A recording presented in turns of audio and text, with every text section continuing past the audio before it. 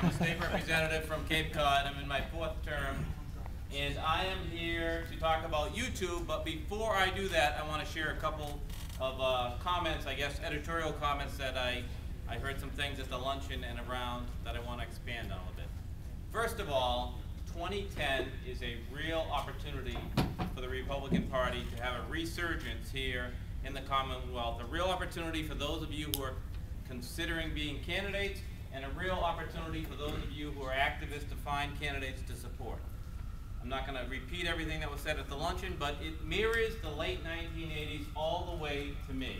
We have a unpopular governor, to say the least.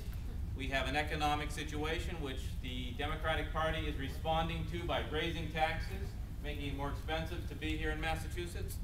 We have ethical scandals. We have all the stars aligning for 2010 to be a good year for the Republican Party. And I also want to tell you that although we focus as a party and as candidates on open seats, we shouldn't only do that. I am living proof that you can beat an incumbent.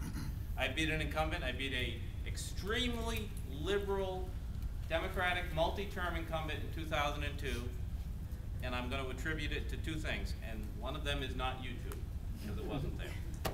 It's staying true to our principles. It's knowing who we are as Republicans, acting like Republicans, talking about Republican values. Now, I know we're not going to agree on every Republican value, but there's certainly many Republican values, especially the economic issues, which are in our hearts, in our minds, and on our plates every day. The economic issues are winning issues this time. By staying true to Republican values on law and order.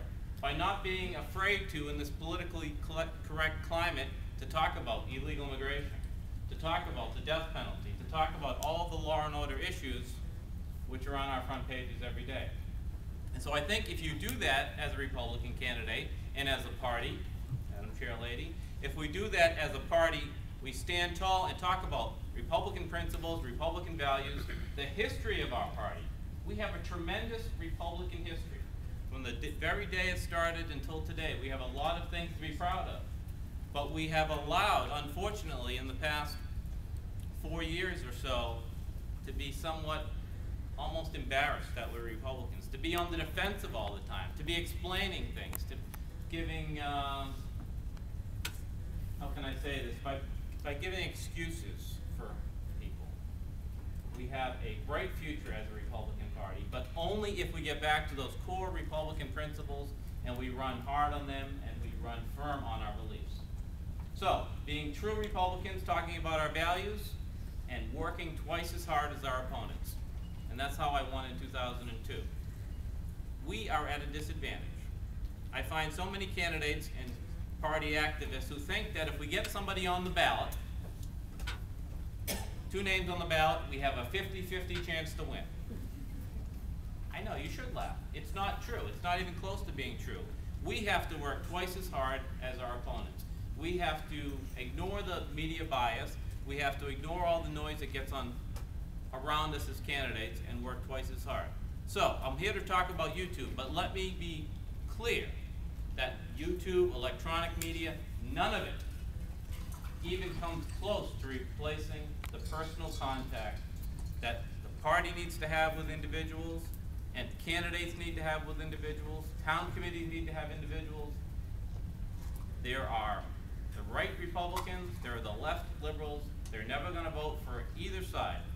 It's those people in the middle, and most of those people in the middle are not going to read a blog, are not going to read your mailing when you get it, are not going to read the newspaper and think it's some unbiased attribution of whatever's going on. They're in the middle, and they'll go with whatever way they're feeling.